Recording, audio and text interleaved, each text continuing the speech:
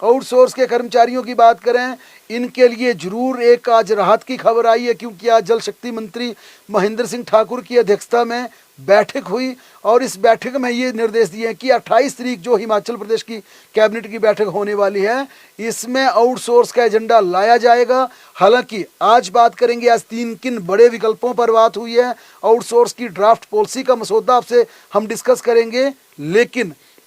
आज जिस स्तर पर चर्चा हुई है, क्योंकि आज एसीएस फाइनेंस प्रबोध सक्सेना नहीं थे, सेक्रेटरी फाइनेंस अक्षय सूद नहीं थे, इसके चलते इस बैठक में वित्त विभाग की तरफ से special secretary finance Rohit Jambal को उपस्थित होना पड़ा। सेक्रेटरी लॉ इसमें मौजूद थे, सुरेश भारद्वाज मौजूद थे, कुछ समय के लिए गोविंद सिंह ठाकुर भी इस बैठक का हिस्सा बने। और इसमें चर्चा हुई कि आज जिस प्रकार से आज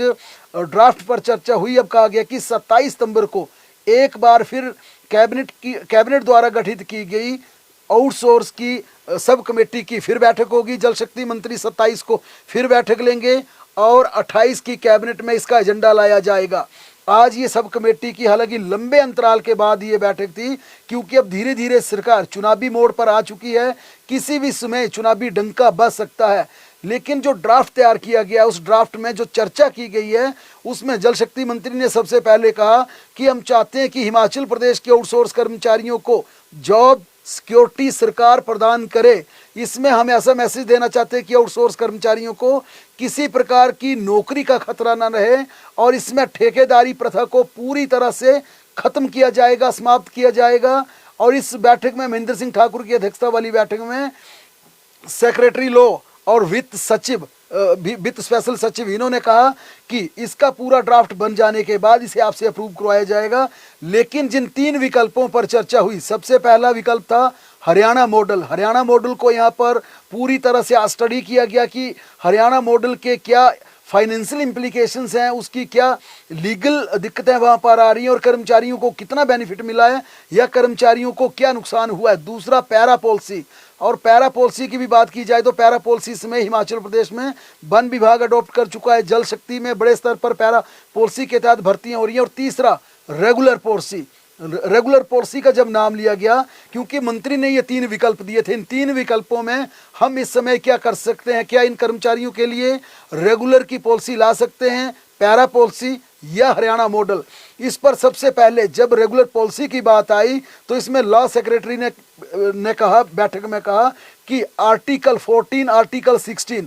सबसे बड़ा बाधा बनेगा, क्योंकि इन दोनों आर्टिकल में ये प्रावधान दिया गया है कि जिन भी विभागों में भर्ती होगी उनमें सबसे पहले RNP रूल्स होने चाहिए। अगर भर्ती पदोन्नति नियम है उसके तहत ये भर्ती होती है, तभी किसी भी कर्मचारी को रेगुलर किया जा सकता है, उसे नियमित करने का प्रावधान होगा। क्योंकि इस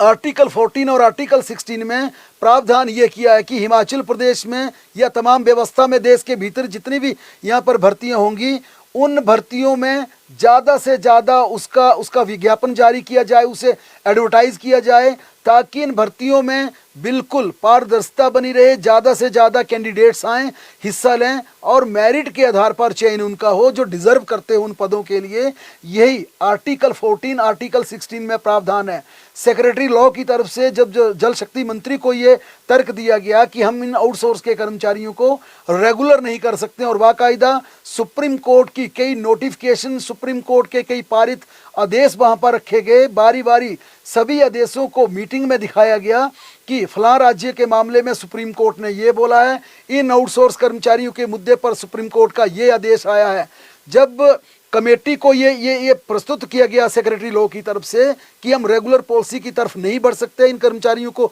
रेगुलर नहीं कर सकते, उसके बाद हरियाणा मॉडल पर चर्चा हुई और हरियाणा मॉडल पर चर्चा के बाद ये देखा गया कि ठीक है, क्योंकि हरियाणा मॉडल कहता है अगर हरियाणा मॉडल हिमाचल प्रदेश में अडॉप्ट होता है तो इन तमाम कर्मचारियों को सोसाइटी के दायरे में लाया जाएगा, सोसाइटी से रखा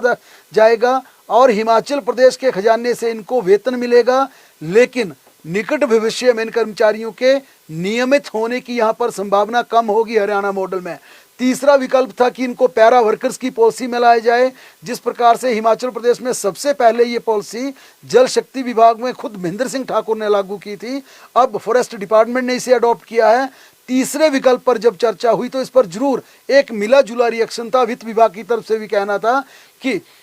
इसमें वक्त जरूर लगेगा, लेकिन आगे चलकर रेगुलर होने के पूरे चांस मिलेंगे। और वित्त विभाग इसलिए थोड़ा सा इसमें संतुष्ट था क्योंकि इसमें जितने भी आउटसोर्स के कर्मचारी हैं उनका वेतन कम हो सकता है। मौजूदा जितना 12-15 हज़ार या 10 हज़ार उनको वेतन मिल रहा है, ये वेतन उनका इससे नीचे भी आ सकता है। लेकिन उनके लिए सुखद बात ये होगी कि निकट भविष्य में उनके लिए नियमितीकरण के दरवाजे खुल सकते हैं आउटसोर्स कर्मचारियों के। बहरहाल ये मीटिंग करीब 1-1.5 घंटा चली। इस बैठक के बाद जल शक्ति मंत्री ने खुद कहा कि अगली बैठक में एसीएस फाइनेंस, प्रबोध सक्सेना आए, अक्षय सूद आए, वित्त विभाग के दूसरे अधिकारी आए, साथ में लॉ डिपार्टमेंट के भी दूसरे अफसरों को बुलाने के लिए कहा गया है ताकि कंक्रीट ड्राफ्ट इस पॉलिसी का तैयार हो सके। 28 को कैबिनेट की मीटिंग होनी है। और जल शक्ति मंत्री ने कहा कि वापस आने के बाद मोदी का दौरा है, नेक्स्ट वीक जब वापस आएंगे तो 27 से पहले, क्योंकि 28 को कैबिनेट होगी, 27 या 27 से पहले हमें एक बार फिर इस सब कमेटी की बैठक करनी होगी ताकि हम जो कैबिनेट को हमने ड्राफ्ट पॉलिसी वहां पर प्रस्तुत करनी है, ड्राफ्ट उसका तैयार करना है, वो कंक्रीट हो, कोई ठोस हो, हम किसी एक विकल्प की तरफ आगे बढ़ सकें।